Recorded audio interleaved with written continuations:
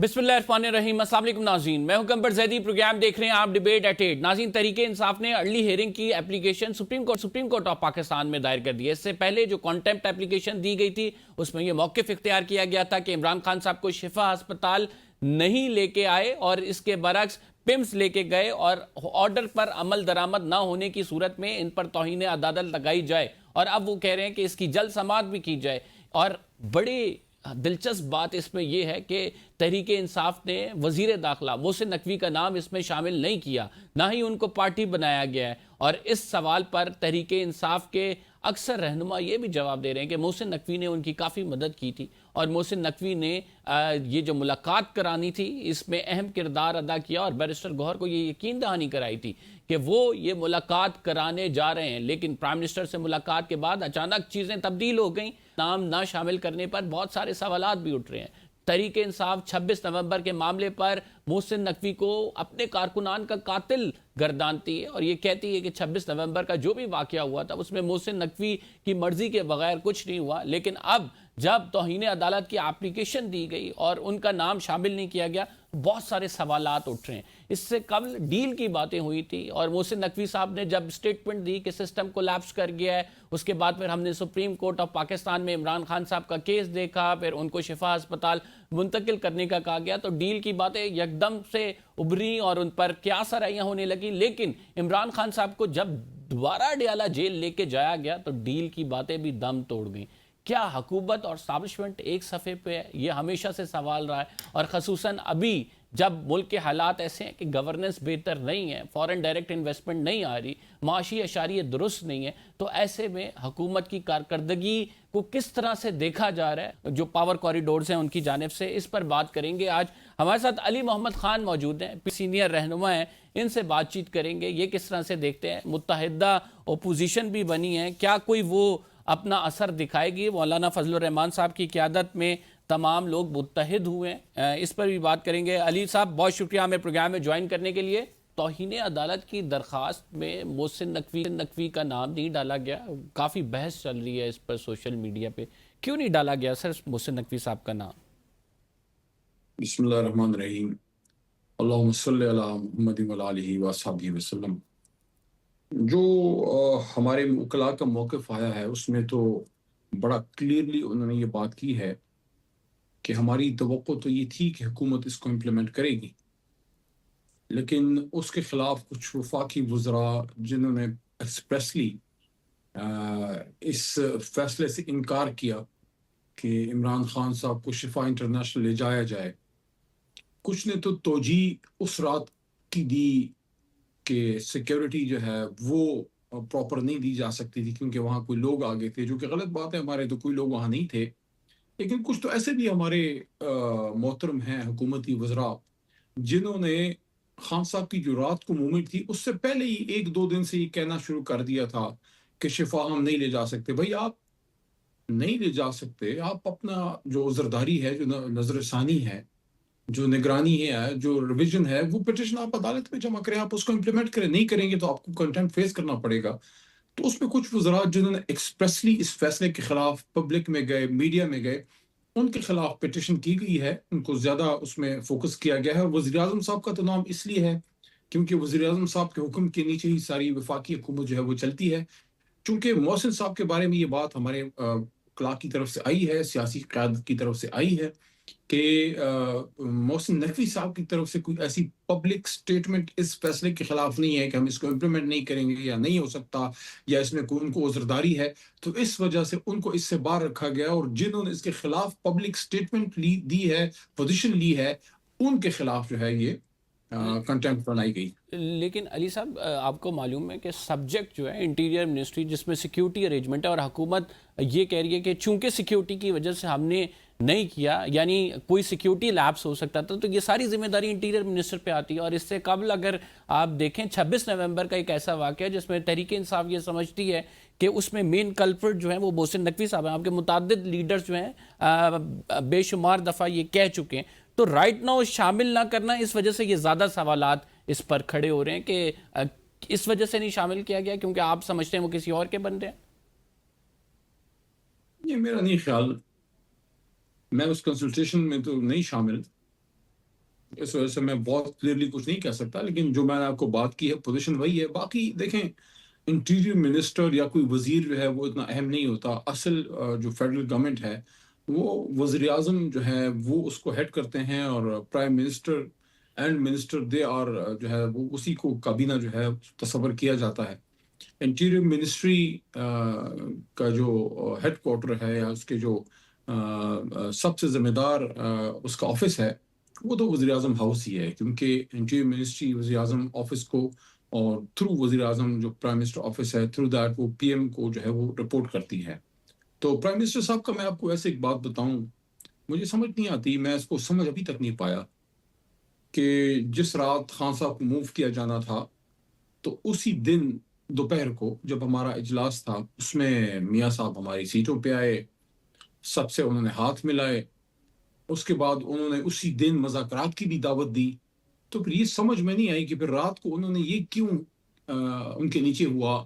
ظاہر وزیر اعظم میں رسپانسبل تو وہی ہے کہ کیا ان کے آرڈرز تھے کہ خان صاحب کو سپریم کورٹ کے آرڈرز کے خلاف جو ہے وہ شفا انٹرنیشنل جو ہے وہ نہیں لے جایا گیا. اگر ان کے آرڈرز تھے تو وہ تو کلیئر وائلیشن ہے، وہ تو کنٹمپٹ کی بدقسمتی سے بہت کلیئر پوزیشن آ جائے گی. اگر ان کی ڈائریکشن نہیں ہے تو یہ بھی بہت الارمنگ ہے کہ پرائم منسٹر ایک اپوزیشن کو انگیج کرنا چاہتا ہے، اس سے بات کرنا چاہتا ہے، ان کو مذاکرات کی دعوت دے رہا ہے، اور اس کی اپنی ہی جماعت میں سے کچھ لوگ جو ہیں اس کو سیبوٹاج کر رہے ہیں. یعنی آپ یہ دیکھیے کہ جس دن سپریم کورٹ کا فیصلہ آیا 18 ستمبر کو، بڑے 3 سینئر وزراء ان کے سنجیدہ لوگ، رانا ثناء اللہ اور طارق الچوئی صاحب، اور یہ رانا صاحب کے علاوہ جو تیسرے ان کے ہیں خواجہ اسعد رفیق صاحب، انہوں نے پبلکلی کہا کہ ہم اس کو امپلیمنٹ کریں گے. رات کو پھر کس کو یہ خیال آیا کہ پھر لا منسٹر صاحب کو کہا گیا ہوگا نا، ان کو خود تو کوئی شوق نہیں ہوگا، کہا گیا ہوگا کہ بھئی آپ یہ اسٹیٹمنٹ دیں اس فیصلے کے خلاف.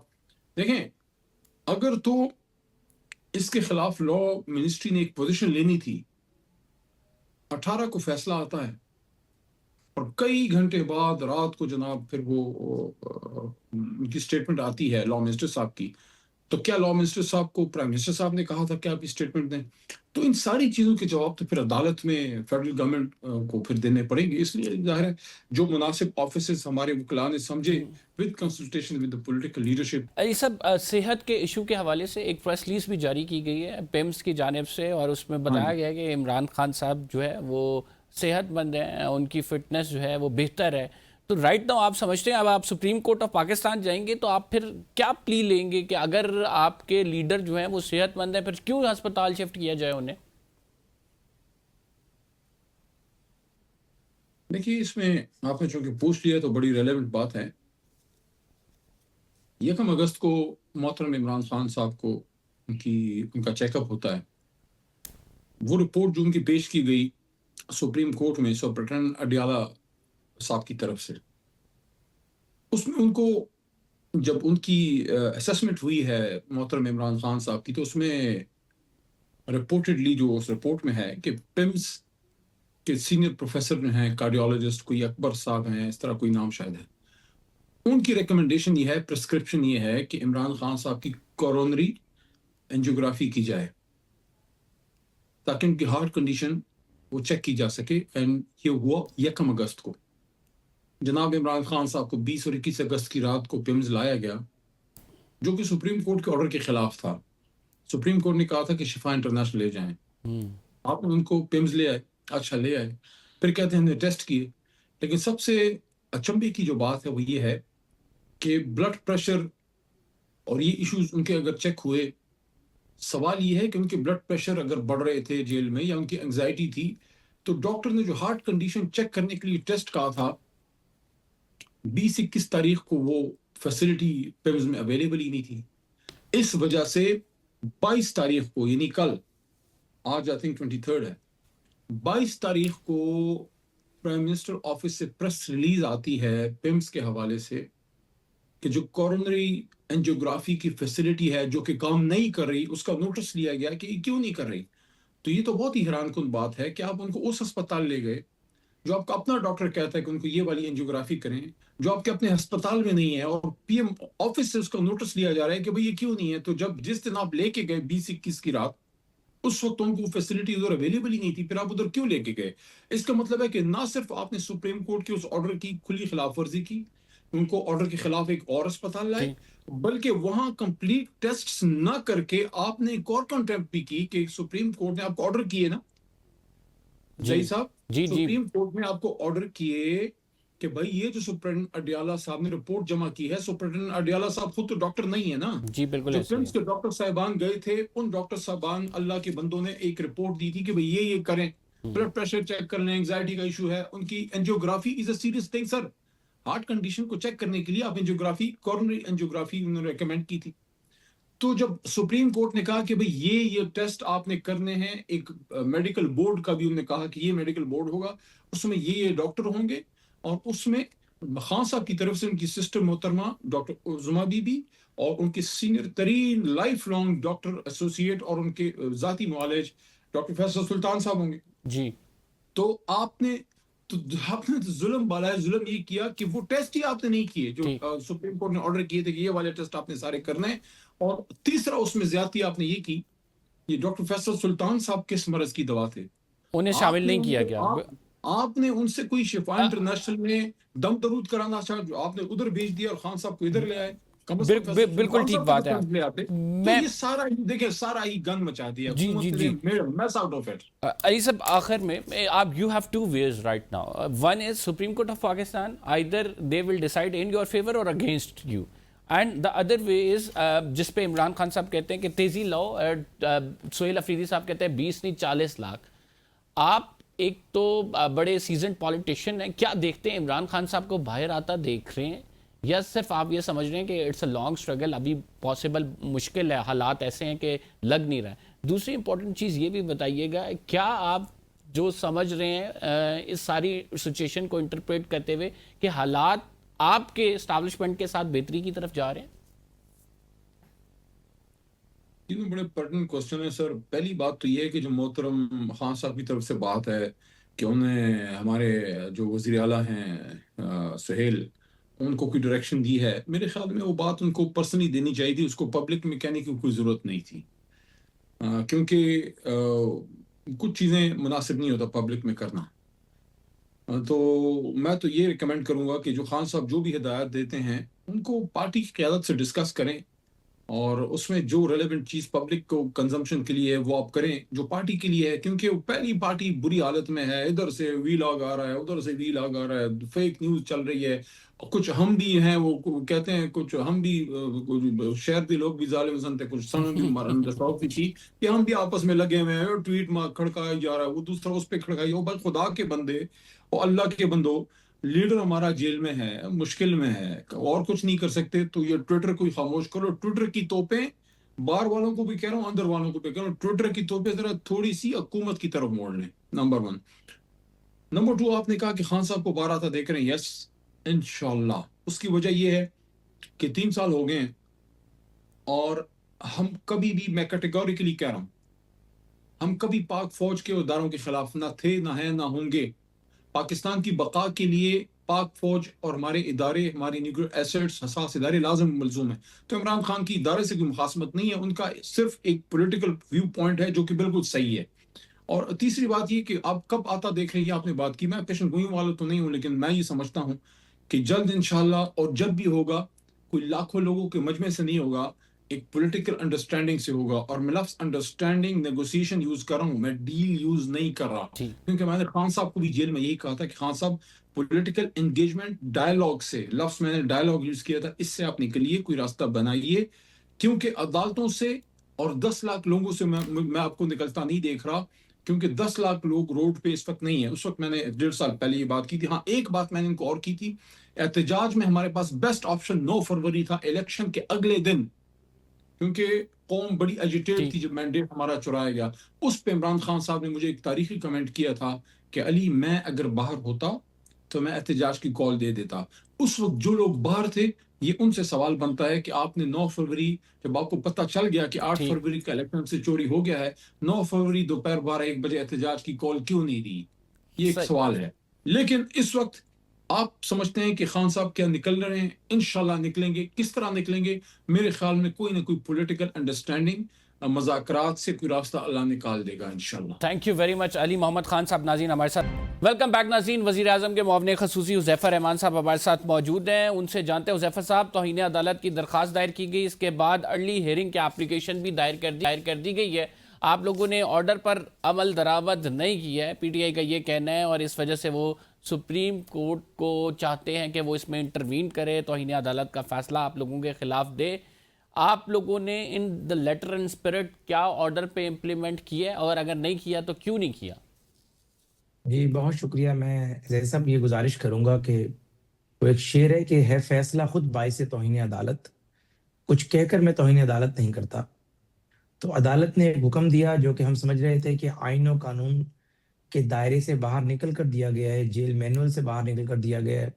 سابقہ عدالتی پریزیڈنٹس جتنے بھی موجود ہیں یا جیل میں قیدیوں کے حوالے سے جو لاز موجود ہیں اس سے ہٹ کر ایک آرڈر پاس کیا گیا. اس کے باوجود ہم ریویو میں تھے, لیکن پھر بھی ہم نے طے کیا, فیڈرل گورنمنٹ نے, وزیر اعظم صاحب نے, کہ عدالتی احکامات کی لیٹر اینڈ اسپرٹ میں کمپلائنس کی جائے, اور اسی کی روشنی میں بانی تحریک انصاف کو شفا لے کے جانے کا جو ہے منصوبہ بندی کی گئی اور روٹ بھی لگایا گیا. لیکن آپ نے دیکھا کہ جس طریقے سے وہاں پر میڈیا, پی ٹی آئی کے ورکرز اور کچھ سیکیورٹی ایشوز درپیش ہوئے, تو پھر انہیں شفا نہیں لے جایا گیا بلکہ پمز لے جایا گیا. وہاں پر جو ان کی آنکھوں کا معاملہ تھا اس میں جو ہے پمز کے ڈاکٹرز کے ساتھ شفا کے ڈاکٹرز بھی موجود تھے, باقی دیگر ڈاکٹرز موجود تھے, پروفیسر آف میڈیسن موجود تھے, دل کا بھی ان کا معائنہ وغیرہ جو بھی کرنا تھا, جو ہائی پوٹینشن کے پیشنٹ ان کو بتایا گیا کہ وہ ہو چکے ہیں, اس کا معائنہ بھی کیا گیا. تو میں تو سمجھتا ہوں کہ پہلی پیشی پر ہی سپریم کورٹ آف پاکستان جو ہے وہ اس توہین عدالت کی درخواست کو جو ہے وہ فائل کر دے گی. لیکن میں آپ کو اتنی گزارش ضرور کروں گا کہ جو باتیں میں آپ کے سامنے کر رہا ہوں, یہ نورین خان صاحبہ سے حلفاً آپ پوچھ لیں, بے شک اگلا انٹرویو ان کا کر لیں. جس وقت نورین نیازی صاحبہ بانی تحریک انصاف سے ملنے اندر پہنچی تو بانی تحریک انصاف اس وقت ٹریک سوٹ کے اندر تھے اور جاگرز پہنے ہوئے تھے. اس وقت بھی وہ 2 گھنٹے ورزش کر آئے تھے, اور جب ان کی بہن نے انہیں بتایا, نورین خان صاحبہ نے, کہ جی آپ کے لیے ہم نے سپریم کورٹ سے ایک آرڈر حاصل کیا ہے اور آپ کو شفا لے کر جا رہے ہیں, تو انہوں نے کہا جی مجھے کیوں اسپتال لے کر جا رہے ہیں, میں تو بالکل فٹ ہوں. انہوں نے 3 دفعہ کہا کہ میں تو بالکل ٹھیک ہوں. تو مقصد کہنے کا یہ کہ اس کے باوجود ہم نے ان کی صحت پہ سیاست نہیں کی, اور یہ وہ باتیں ہیں جو کہ نورین خان صاحبہ نے خود باہر آ کر اپنی پارٹی کی لیڈرز کو بتائی ہیں, اور ظاہر ہے ہمارے بھی سورسز ہوتے ہیں, تو انہوں نے کہیں پر کی تو مجھے پتہ چل گئی. حذیفہ صاحب, آپ لوگ انہیں پیمز میں لے کے گئے, پیمز میں آپ نے علاج کرایا, آپ لوگ کہتے ہیں کہ ٹھیک ہے سرکاری ہسپتال میں علاج ہونا چاہیے, لیکن پیمز کی اینجیوگرافی مشین کے حوالے سے وزیر اعظم نوٹس لیتے ہیں, اس سے پہلے اینجیوگرافی مشین کا پتہ لگتا ہے کہ وہ خراب ہے. تو اگر سرکاری ہسپتال میں آپ علاج بھی کرانا چاہے پی ٹی آئی, تو پھر یہ پوائنٹ لے گی کہ اس کی مشینیں ٹھیک نہیں ہیں, حکومت آپ کی, آپ وہاں پہ لے جا کے علاج کرا رہے ہیں, تو پھر کیسا علاج کرا رہے ہیں, وہاں پہ تو اینجیوگرافی کی مشین ہی ٹھیک نہیں ہے. نہیں قمر صاحب, میں اس میں گزارش کر دوں, ایسا ہرگز نہیں. پہلے تو چونکہ میں خود ایم بی بی ایس کا اسٹوڈنٹ بھی رہا اور میں ذرا وہ چھوڑ کر اس طرف آیا, تو فزیولوجی, اناٹومی, بایو کیمسٹری اور بیسکس جو میڈیکل سائنس پڑھی ہے, تو گزارش کر دوں کہ دل کی جو شکایت ہوتی ہے, یعنی دل کے عارضے کی, اس کے سٹیپس ہوتے ہیں. آپ کو تکلیف ہوئی یا آپ کا بلڈ پریشر اوپر گیا اور آپ نے شکایت کی کہ مجھے لیفٹ سائڈ پر کہیں پین ہے, تو آپ کی جو ہے سب سے پہلے جو ہے وہ ای سی جی کرتے ہیں. ای سی جی کے اندر اگر آپ کی ایب نارمیلٹی شو ہوتی ہے, دین ڈاکٹر سجیسٹ کرتے ہیں کہ ان کی اینجیوگرافی کر لی جائے. اور اینجیوگرافی وہ ظاہر ایک میڈیسن ڈال کر پورا دل کی شریانوں کا, دوسرے الفاظ میں ایک ڈیجیٹل میکینزم ہے کہ آپ پورے دل کی شریانوں کا ایک الٹرا ساؤنڈ کر لیتے ہیں, اور اللہ نہ کرے کہیں پر کلوٹ موجود ہو, اگلی بات مجھے کرنے دیں, اس کے بعد آپ کی پھر اینجیوگرافی اور اینجیوپلاسٹی کی طرف آپ جاتے ہیں. تو بتائیں کہ کیا سپریم کورٹ آف پاکستان یہ بتائے گی کہ اینجیوگرافی کرنی ہے, یا وہ ڈاکٹرز بتائیں گے؟ اگر ایک بندے کی ای سی جی ٹھیک آ رہی ہے, اس کا بلڈ پریشر نارمل ہے, نارمل پیشنٹ کو تو اگر آپ نے اینجیوگرافی کرنی ہے الٹا اسے بیمار کرنے والی بات ہے. اینجیوگرافی کے اندر بھی رسک فیکٹر 2-4% ہے, لیکن ضرور ہوتا ہے, اور آپ کبھی بھی نارمل پیشنٹ کو اینجیوگرافی نہیں کرتے. اگلی بات نہیں, میں آپ کے سوال کا جواب دے رہا ہوں.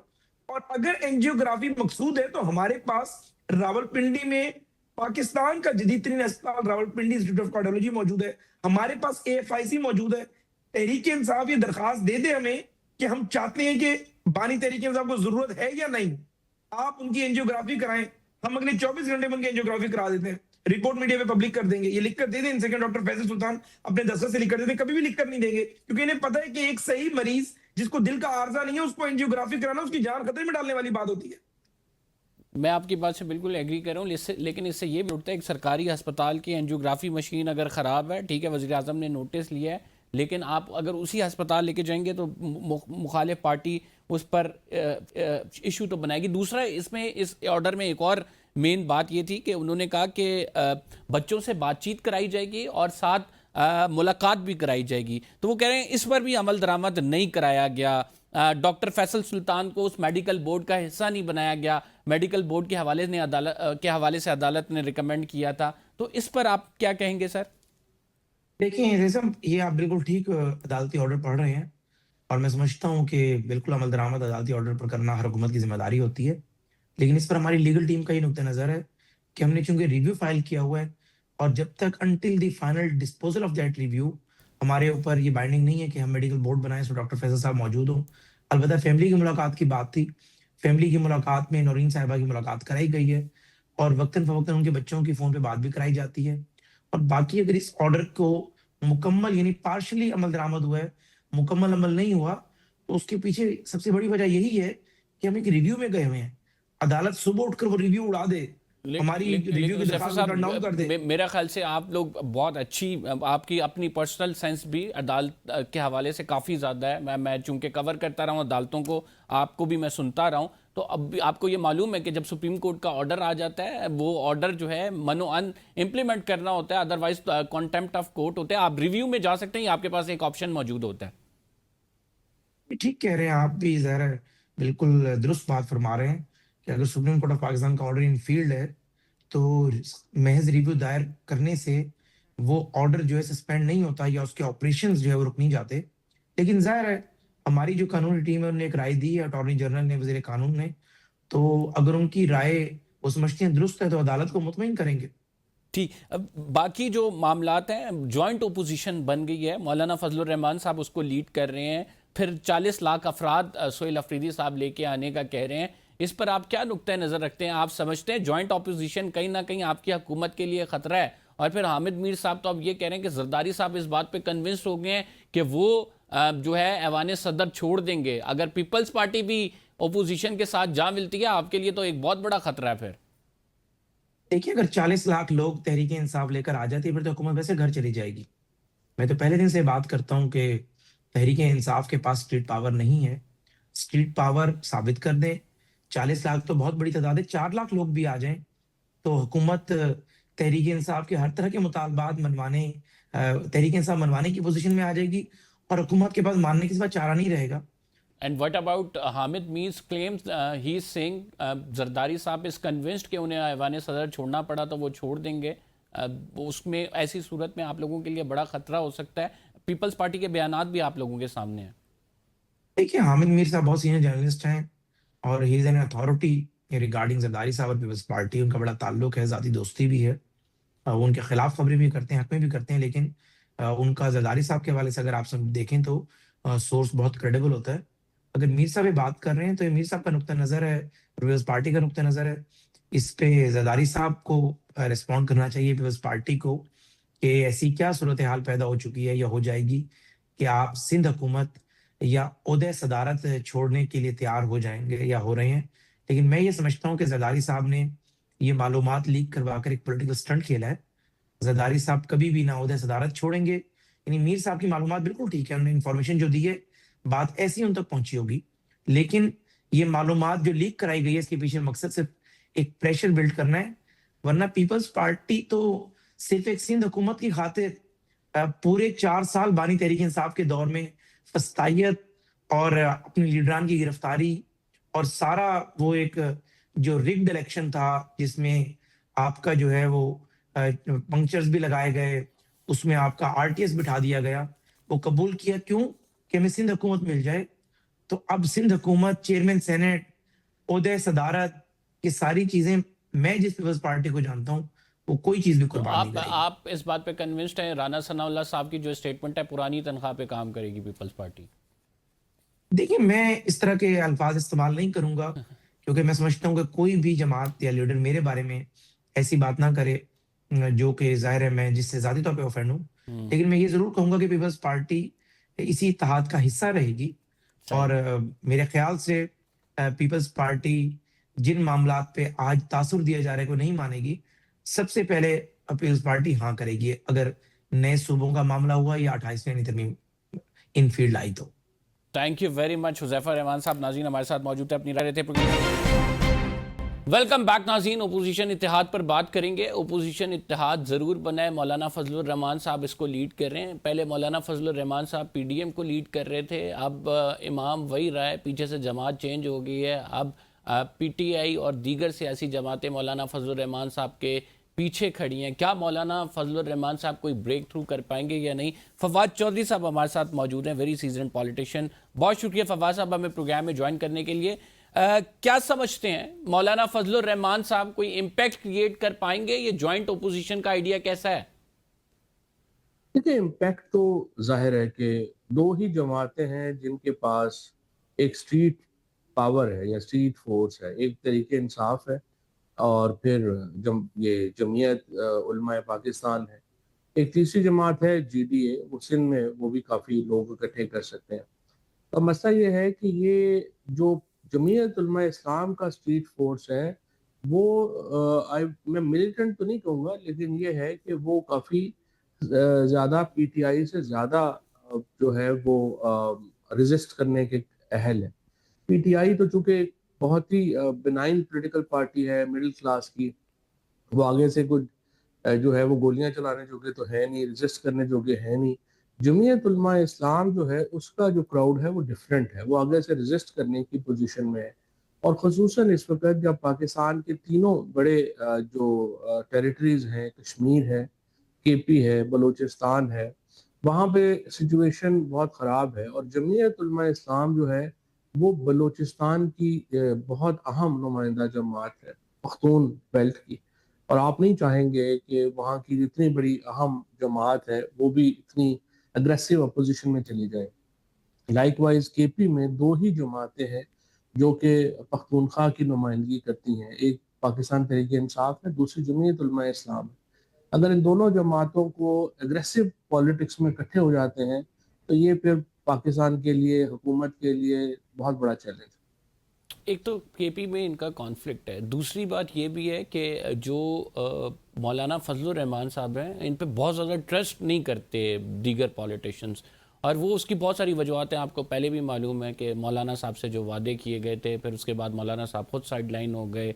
तो आप समझते हैं कि PTI right now in a position कि वो एक ट्रस्ट भी करेगी और फिर जिस तरह से मौलाना साहब लेकर उनको चलना चाह रहे होंगे उस तरह से चलेगी भी?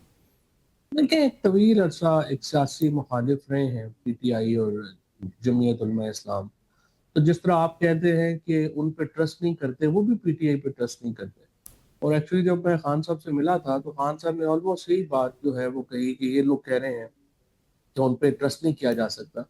मैंने कहा जी, मेरी मौलाना फजल रहमान साहब से और उनके लोगों से जो मुलाकातें हुई हैं वो एग्जैक्टली यही बात हमारे बारे में कहते हैं कि आप पे ट्रस्ट नहीं किया जा सकता।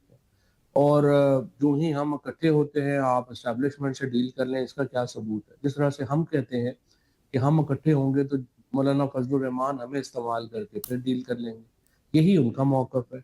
ये बिकॉज डिस्ट्रस्ट है दोनों साइडों पे। लेकिन अली अमीन गंडापुर के जाने के बाद आज अगर सुहेल अफरीदी चीफ मिनिस्टर हैं तो आपको ये एहसास होना चाहिए कि वो दो लोगों की वजह से चीफ मिनिस्टर है, एक फैसल करीम कुंडी की वजह से और एक मौलाना फजलुर रहमान की वजह से। ये जो डेरा इस्माइल खान की लोकल पॉलिटिक्स है, इसने काफ़ी रोल प्ले किया है सुहेल अफरीदी साहब को अपने ओहदे पे बरकरार रखने के लिए, क्योंकि ये दोनों जो घर हैं ये किसी सूरत भी अली अमीन गंडापुर को कोई कंसेशन देने को तैयार नहीं। और सुहेल अफरीदी के आने के बाद जमीयत उलमा पाकिस्तान और तहरीक इंसाफ एक दूसरे के काफ़ी करीब आए। जज साहब, डील की बातें हो रही थी आपसे कि कोई ब्रेक थ्रू पीटीआई को मिलने वाला है या कोई ब्रेक थ्रू होगा? जाहिर बात है आप इस बात के हामी हैं कि हमें डायलॉग करना चाहिए, तो कोई रास्ते हमवार हुए?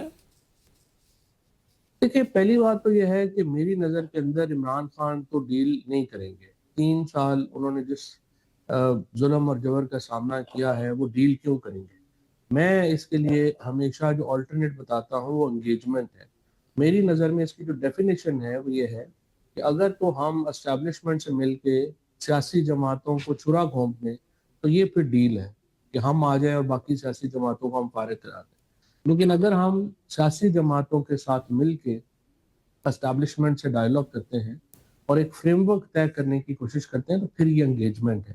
میرے خیال کے اندر تحریک انصاف کو اور عمران خان کو سر اگر انہوں ہمیں نے اسپتال پاکستان تک کی نہیں آنے دیا، وہ آپ لوگوں کے ساتھ بیٹھ کر کیا جو ہے اس میں کنسنسس ڈیولپ کریں گے؟ They don't want Imran Khan, انہیں معلوم ہے کہ عمران خان صاحب آئے تو کیا کیا اس سے کانسیکوینسز کیا ہیں اس کے؟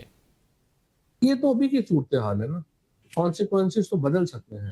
دیکھیں اگر 1 سال پہلے آپ عمران خان صاحب نے اور یہ میرے مشورے جو ہے وہ اس کے اوپر ڈائیلاگ کا آغاز، ہر وقت ہوتا ہے ایک چیز کا۔ ہم نے 24 وہ جو نومبر تھا اس وقت ہم نے اپنا جو لیوریج تھا وہ ضائع کر دیا۔ پریزیڈنٹ ٹرمپ جب بن رہے تھے بہت بڑا لیوریج تھا، ہم نے وہ ضائع کر دیا۔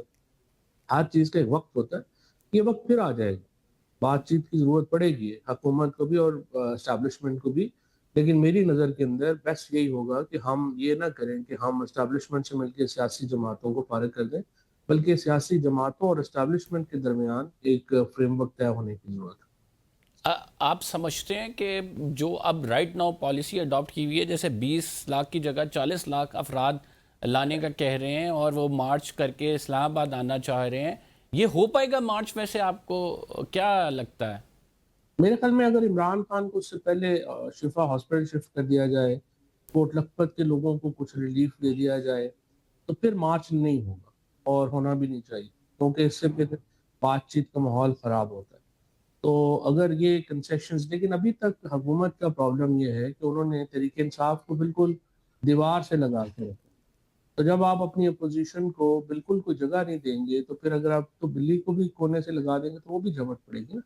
تو آپ نے پرائمریلی جو حکومت کا اس وقت پرابلم ہے وہ یہ ہے کہ انہوں نے بات چیت کا کوئی روم نہیں چھوڑا، پارلیمنٹ کی فنکشنالٹی بالکل ختم ہو چکی ہے، اور لوگ جو ہیں وہ ایکچولی اس حکومت سے بہت تنگ ہیں۔ So are you still hopeful from Supreme Court کہ ایسا آرڈر جو کہ امپلیمنٹیشن کا ہو، اس کی کنٹمپٹ کی چونکہ اپلیکیشن فائل کر دی گئی ہے، وہ امپلیمنٹ کروائے گی اس چیز پر اور اس بات کو میک شور کرے گی کہ عمران خان صاحب شفا ہاسپٹل آئیں؟ What are your expectations? Supreme Court سے تو فرینکلی کوئی بڑی امیدیں نہیں ہیں مجھے، یہ تو ایک پالیسی کے تحت ہی ہوگا جو ہوگا۔ سپریم کورٹ تو چونکہ 26ویں اور 27ویں ترمیم کو جو رجسٹ نہیں کر سکی، تو اب supreme court as an institution جو ہے وہ تو اس پوزیشن میں نہیں ہے، اور پولیٹیکل کیسز ویسے بھی دیکھیں عدالتوں سے باہر ہی طے ہونے ہوتے ہیں، اور اسی لیے مجھے امید تو یہی ہے کہ سینیٹی ول پرویل، اور ہم دیکھیں گے کہ جو 27 سپٹمبر ہے اس سے پہلے کچھ نہ کچھ جو بات چیت ہے وہ ہوگی، کیونکہ جس طرح میں نے آپ کو پہلے کہا کہ ہمارے جو 3 خطے ہیں وہ اس وقت ٹرموائل میں ہیں۔ ہمیں، اگر میں حکمرانوں کو ایڈوائز کر رہا ہوں تو یہ بڑی ایک احمقانہ بات ہوگی کہ ہم سندھ اور پنجاب کو بھی اس ٹرموائل کا شکار کر رہے ہیں۔ لیکن چودھری صاحب ایک پلس یہ بھی تھی کہ فار شارٹر ٹرم یہ جو ہے ارینجمنٹ کیا گیا، لایا گیا، پلس بھی چیک کی گئی اور بھی دیگر مقاصد ہو سکتے ہیں، بٹ ایز آف ناؤ کوئی ایسی بات نہیں ہے کہ ان کو دوبارہ سے جیل سے باہر نکالا جائے۔ آپ اس بات پہ بلیو کرتے ہیں؟ یہ تلخیاں بڑھیں گی نا۔ دیکھیں پرابلم یہ ہے کہ یہ امپلیمنٹیشن نہ کر کے حکومت نے تلخیوں میں اضافہ کیا ہے، اور انفارچونیٹلی اب اگر عدالت حکم دیتی ہے کہ یہ آرڈر امپلیمنٹ کیا جائے تو بھی تلخیاں بڑھیں گی، اور اگر وہ نہیں کرتے تو بھی تلخیاں بڑھیں گی۔ تو وہ میری سمجھ سے تو باہر ہے کہ حکومت نے یا تو فیصلہ ہی جو ہے وہ مینیج کرتے اور نہ آتا، جب فیصلہ آ گیا تھا پھر اس کو امپلیمنٹ کرنا چاہیے تھا۔ اور صرف ایک پیج کی جو بات ہو رہی ہے جس میں ہم بات کرتے ہیں کہ خصوصاً جو تعلقات ہیں حکومت کے وہ خراب ہو رہے ہیں، جس میں محسن نقوی صاحب کی پہلے اسٹیٹمنٹ ہے، اس کے بعد پھر خان صاحب کو دیا گیا ریلیف ہے، پھر اس کے بعد فیڈریٹنگ یونٹس یا صوبوں کی باتیں ہیں۔ آپ سمجھتے ہیں کہ یہ ایک پیج ہی چلتا رہے گا یا اس میں دراڑ آ چکی ہے؟ نہیں دیکھیں، پیج نام چلے تو بھی کوئی فائدہ نہیں ہے اور چلے تو بھی کوئی فائدہ نہیں ہے، کیونکہ دیکھیں نا، اگر آپ پیج نہیں چلتا اور آپ شہباز شریف صاحب کو ہٹا کے کسی اے بی سی کو اور بنا دیں گے، یا بیسیکلی تو اب ہم 56 57 کے دور میں واپس ہے نا، تو آپ مجھے بتائیں اس کا کیا فائدہ ہوگا پاکستان کو؟ آپ کسی کو ABC کو لگا دیں گے. پاکستان کا یہ تو کوئی فائدہ نہیں کہ شہباز شریف صاحب ہٹ جائیں اور ان کی جگہ محسن نقوی آ جائیں، یا محسن نقوی ہٹ جائیں ان کی جگہ کوئی امریکی آ جائے یا کچھ ہو جائے. ہمارا تو فائدہ یہ ہے کہ ہم کسی طریقے سے یہ اسٹیبلشمنٹ کو قائل کر سکیں کہ پاکستان کا مفاد یہ ہے کہ ہم آئینی ڈھانچے میں واپس لائیں، اور اس کے لیے سیاسی جماعتوں کو کرنا پڑے گا. لیکن انفارچونیٹلی اسپیشلی نواز شریف اور آصف زرداری صاحب نے اس سلسلے میں کوئی رول ادا نہیں کیا، اور انہوں نے ہر وہ کام کیا ہے جس سے ملک میں آئین کمزور ہو، سیاست کمزور ہو، اور اس کا نتیجہ اب یہ ہے کہ ان کی کوئی حیثیت ہی نہیں رہ گئی. نون لیگ اور پیپلز پارٹی بالکل irrelevant ہے پاکستان کے سیاسی سین میں، اور اس وقت تمام جو سیاست ہے وہ دو حصوں میں تقسیم ہے. ایک تو اسٹیبلشمنٹ جس کے پاس ایک طاقت ہے، کرسیو طاقت ہے، اور ایک عمران خان جن کے پاس پولیٹیکل طاقت ہے. تو پاکستان کی تو تمام پالیٹکس ہے وہ اس وقت ان دو جو آپ کے ستون ہیں ان کے ارد گھوم رہی ہے. نواز شریف، آصف زرداری اور ان کے جو بچے ہیں یا ان کے جو بھائی وغیرہ ہیں وہ irrelevant ہیں، ان کی کوئی حیثیت اور اہمیت نہیں. پی ٹی آئی نے محسن نقوی صاحب کا نام ایز اے انٹیریئر منسٹر شامل نہ کر کے عقل بندی کی، بے وقوفی کی کیسا دیکھتے ہیں؟ نہیں، عقل مندی کی ہے. آپ نے جتنی دشمنیاں کم ہوں اتنا اچھا ہے. محسن نقوی صاحب کا مجھے خود ایک بڑے سینئر PTI کے دوست نے بتایا کہ محسن نقوی نے بیرسٹر گوہر صاحب کو یہ یقین دلایا تھا کہ یہ عمران خان کو الشفا شفٹ کیا جائے گا، اور انہوں نے اس کے لیے پوری ایفرٹ کی. بلکہ یہ بھی مجھے انہوں نے بتایا کہ انہوں نے یہ بات شہباز شریف صاحب سے مل کے اس کے بعد کہی، اور کہا کہ ہمیں شہباز شریف صاحب سے بھی میری بات ہو گئی ہے اور ان کو شفٹ کیا جائے گا، لیکن پھر وہ شفٹ نہیں ہوئے. تو آئی تھنک اگر انہوں نے نہیں کوئی اس پہ نیگیٹو رول ادا کیا تو ان کا نام ڈالنے کی کیا تو. Thank you very much Fawad Chaudhry صاحب، ہمارے جھوٹے اپنی رائے کا اظہار کر رہے تھے. پروگرام میں اتنا ہی. قمر زیدی کو اجازت دیجیے، اگلے پروگرام میں آپ سے ملاقات ہوگی. اللہ نگہبان.